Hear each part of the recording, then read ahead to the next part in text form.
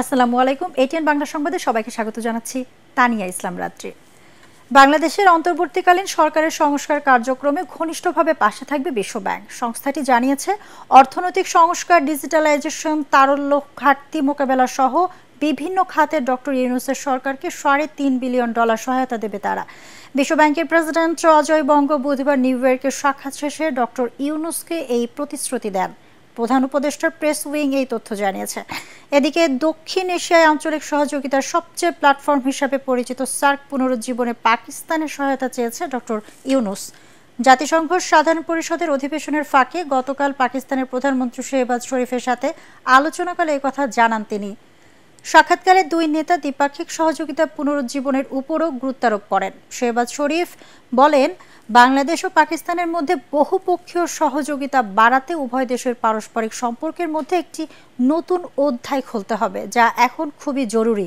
বাংলাদেশে পোশাক ও চামড়া শিল্পে বিনিয়োগে পাকিস্তানের আগ্রহের কথা উল্লেখ করেন শেহবাজ শরীফ। ক্ষমতাচ্যুত আওয়ামী লীগ সরকারের সাবেক ভূমিমন্ত্রী সাইফুজ্জামান চৌধুরীর ব্রিটেনের সব সম্পত্তি বাজেয়াপ্ত করে বাংলাদেশে ফেরত পাঠানোর দাবি করেছেন দেশটির এমপি আফসানা বেগম।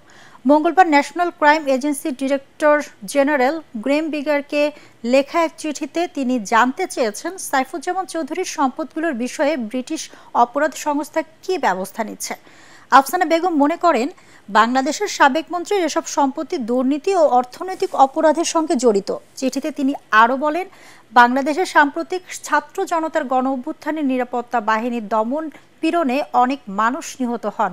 এরপর পদত্যাগ করে দেশ থেকে পালিয়ে যান শেখ হাসিনা। অন্তর্বর্তীকালীন সরকার গঠনের পর সাবেক মন্ত্রীদের ব্যাপক দুর্নীতি তদন্ত শুরু করেছে সংশ্লিষ্ট কর্তৃপক্ষ।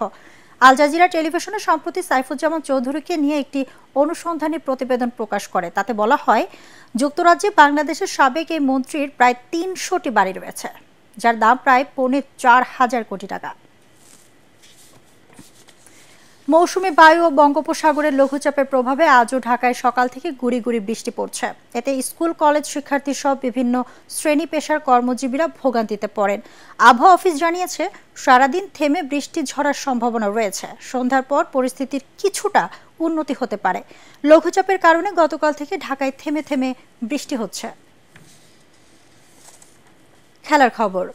রাজনৈতিক পট পরিবর্তনের পর বাংলাদেশ ক্রিকেট বোর্ড বিসিবিতেও বড় ধরনের পরিবর্তন এসেছে। সভাপতি পদে ফারুক আহমেদের দায়িত্ব গ্রহণ সহ ব্যস্ততায় সময় কাটছে বিসিবির নতুন পর্ষদের। আজ বিকালে বসছে বিসিবি পরিচালনা পর্ষদের সভা। ফারুক আহমেদ দায়িত্ব গ্রহণের পর তৃতীয়বারের মতো হবে বোর্ড মিটিং। যেসব পরিচালকরা টানা 3 সভায় অনুপস্থিত থাকবেন, তাদের পরিচালক পদ নিষ্ক্রিয় হয়ে যাবে। এদিকে বিপিএল শুরুর সময় নিয়েও এই বোর্ড সভায় সিদ্ধান্ত হতে পারে। তাছাড়া কয়েকজন পরিচালকের পদত্যাগ, সাব কমিটিগুলো কোনো কাজ করতে পারছে না, সেই পদে দায়িত্ব বন্টন হতে পরিচালনা পর্ষদের এই সভায়। দর্শক, পরবর্তী সংবাদ দেখার আমন্ত্রণ জানিয়ে এখনকার মতো শেষ করছি। এটিএন বাংলা সংবাদ ইউটিউবে দেখতে ব্রাউজ করুন, youtube/ATN বাংলা নিউজ। ধন্যবাদ সবাইকে।